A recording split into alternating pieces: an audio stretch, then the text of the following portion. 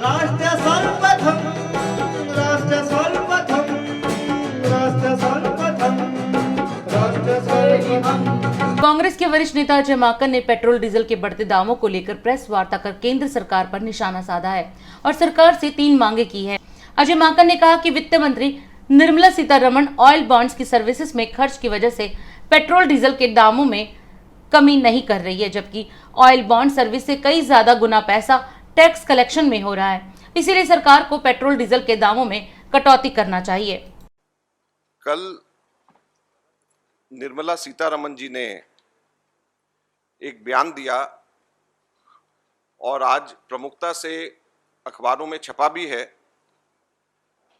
कि उन्होंने कहा है कि पेट्रोल और डीजल के ऊपर सेंट्रल एक्साइज ड्यूटी वो कम इसलिए नहीं कर सकते क्योंकि ऑयल बॉन्ड यूपीए के टाइम के ऊपर जो शुरुआत करी गई थी उसकी वजह से वो पेट्रोल और डीजल पे एक्साइज कम नहीं कर सकते। आज हम ये रिकॉर्ड के ऊपर कहना चाहते हैं और कांग्रेस पार्टी आरोप लगाना चाहती है केंद्र सरकार के ऊपर, कहना चाहती है कि आम जनता की जेबों के ऊपर बोझ केवल इसलिए यह मोदी सरकार डाल रही है कि उन्होंने सब्सिडी को 12 गुना कम कर दिया और टैक्स 3 गुना बढ़ा दिया, जिसकी वजह से आज पेट्रोल और डीजल की मार साधारण जनता को पड़ रही है। हमारे समय के ऊपर इससे 12 गुना ज्यादा 1,47,000 करोड़ की सब्सिडी थी और 12 गुना सब्सिडी घटा करके 12,000 करोड़ के ऊपर ये लेकर के आए हैं, जिसकी वजह से आज साधारण जनता के ऊपर मार पड़ रही है। तो ये बड़ा स्पष्ट है कि जिस तरीके से इन्होंने लॉकडाउन शुरू होते ही पहले 5 मार्च 2020 को 3 रुपया पेट्रोल और डीजल के ऊपर इन्होंने एक्साइज बढ़ाया, फिर 5 मई को 2 महीने के अंदर अंदर ही डीजल पे 13 रुपया और पेट्रोल पे 10 रुपया एक्साइज बढ़ा दिया। तो एक्साइज जिस तरीके से बढ़ाते गए और अब उसकी हालत यह होगी कि पिछले 15 महीनों के अंदर पेट्रोल 32 रुपया 25 पैसे बढ़ा है और डीजल 27 रुपये 58 पैसे बढ़ा है। ये हम लोग इस चीज को आप लोगों के सामने रखना चाहते हैं, लेकिन सरकार को अपनी एफिशिएंसी बढ़ानी चाहिए और जो अनाप शनाप खर्चे सरकार इस कोरोना काल के अंदर कर रही है, अगर उसको रोके तो कॉर्पोरेट सेक्टर को भी मदद हो सकती है और साधारण जनता के बोझ के जेब पर भी बोझ नहीं पड़ सकता है। ये सरकार को हम लोग बताना चाहते हैं। निर्मला सीतारमण जी कहती हैं कि ऑयल बॉन्ड्स के सर्विसिंग की वजह से, ऑयल बॉन्ड्स जो हम लोगों ने यूपीए सरकार ने जो लिए थे, जो फ्लोट करे थे, उसकी वजह से वो एक्साइज ड्यूटी कम नहीं कर पा रही। हम लोगों ने आपको एक ये पूरा का पूरा जो चार्ट हम लोग आपको बना करके दे रहे हैं, इस चार्ट के अंदर हम लोगों ने दिया है 2014-15 में प्रिंसिपल रीपेमेंट जो केवल एक बार करने की जरूरत थी 3,500 करोड़ रुपया और इंटरेस्ट पेमेंट हर साल लगभग 9,990 करोड़ के करीब हर साल दिया जा रहा है।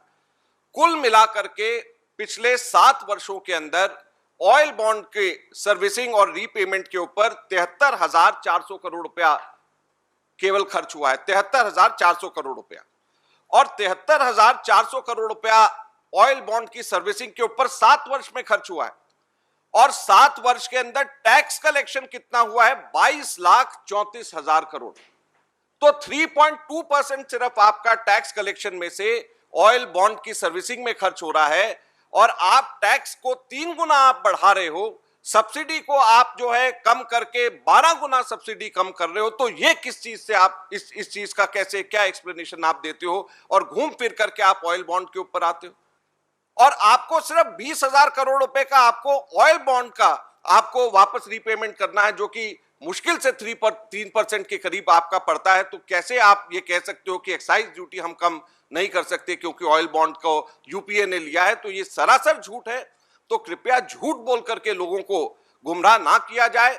तो इसलिए हमारी सीधी सीधी मांग ये है कि अंतरराष्ट्रीय स्तर के ऊपर क्रूड ऑयल प्राइसेस अभी कम हो रहे हैं, अंतरराष्ट्रीय स्तर के ऊपर क्रूड ऑयल प्राइसेस कम हो रहे हैं, लेकिन हिंदुस्तान में कम नहीं हो रहे। तो क्यों ऐसा हो रहा है?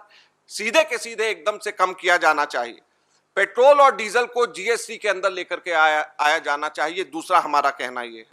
और तीसरा कि सेंट्रल गवर्नमेंट को एकदम से अपनी एक्साइज ड्यूटी जो उन्होंने बढ़ाई है पिछले 7 वर्षों के अंदर उसको वापस लेकर के, जब तक जीएसटी में नहीं लाते, जब तक उसको वापस ला करके यूपीए के टाइम की जो पेट्रोल और डीजल है उसको अगर करें तो एकदम से सीधे के सीधे 30 रुपए पर लीटर तो सीधे के सीधे लगभग कम हो जाएगा, क्योंकि लगभग इतना ही पैसा इन्होंने एक्साइज में बढ़ाया है। तो हमारी ये 3 मुख्य मांगे हैं केंद्र सरकार